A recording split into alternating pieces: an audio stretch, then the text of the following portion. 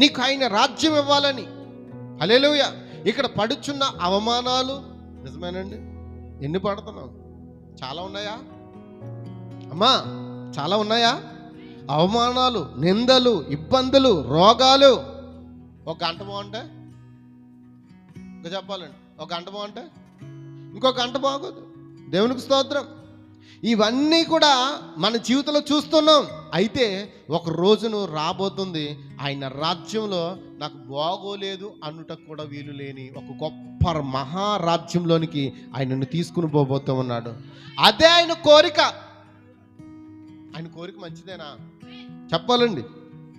అయితే నిన్ను తీసుకెళ్లే రాజ్యంలో వీటికి స్థానం లేదు. ఏంటి అది?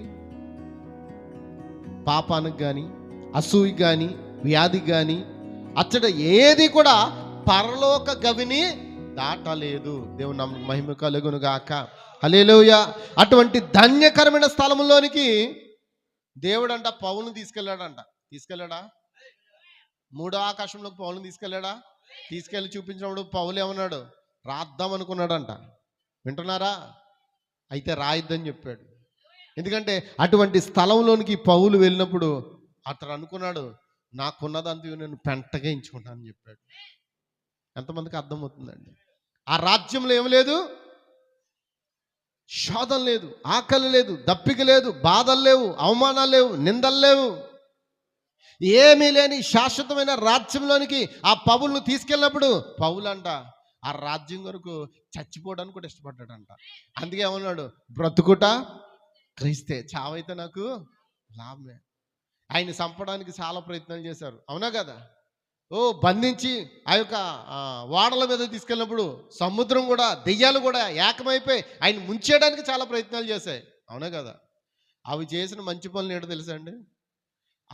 ఆయన వాడల మీద తీసుకెళ్ళినప్పుడు ఈ దెయ్యాలను ఏకమైపోయి సముద్రాన్ని అల్లకల్లం చేసి ఆ వాడలు బద్దలు చేసేసిన పౌలు మాత్రం దేవుడు చనిపోవడానికి అవకాశం లేదు.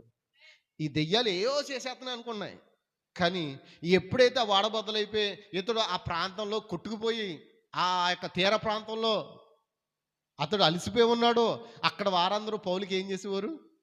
ఉపచారం చేసేవారు. పౌలు వారికి ఏం చెప్పేవాడు? వాక్యాన్ని చెప్పేవాడు. అక్కడ వారు పౌలుకి పరిచారం చేసేవారు. అప్పుడు ఆ వారికి బాప్తిసం ఇవ్వడం, రక్షణ పొందుకోవడం, ఇవన్నీ జరిగాయి. కారణం ఏంటి? శత్రువు ఏదో చేయాలనుకుంటాడు, దేవుడు దాన్ని ఏం చేస్తాడు? మార్చేస్తాడు. ఏమైనా చేయగలడు దేవుడు, ఏదైనా చేయగలడు. ఆయనకు అసాధ్యమైంది ఏది లేదు, సమస్తం ఆయనకి సాధ్యమే. చెప్పలు కొడదామా? దేవుని నామమునకు మహిమ కలుగును గాక.